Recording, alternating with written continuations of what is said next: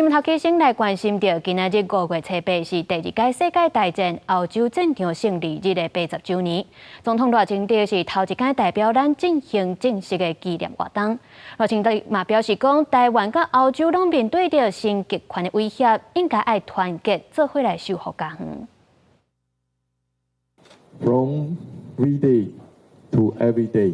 5月7日是2次世界大战欧洲战场胜利日80周年。总统赖清德代表咱国政府第一遍举办正式的纪念活动。当时，中国国家主席习近平伫最近也去俄罗斯访问，并且伫咧俄国的媒体发表署名文章，内容讲台湾回归中国是二战胜利的成果。最后外界解读，赖总统是伫咧甲习近平互相抢二战史观的维护权。 总统，你怎么看习近平说台湾回归中国是2战胜利的成果？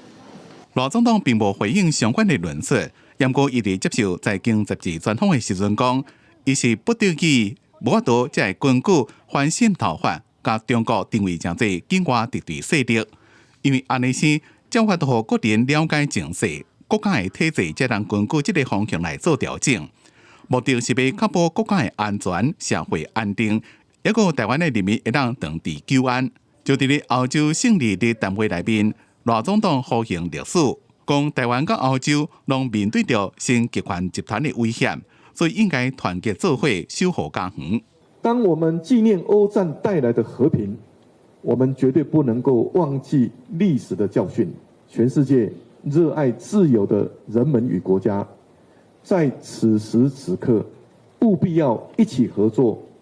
在风险成为危机，危机变成向外扩张的野心前，就紧密团结起来，让侵略者的野心毫无可乘之机。Our success story of the European integration and the European democracy is the best illustration of these creative measures.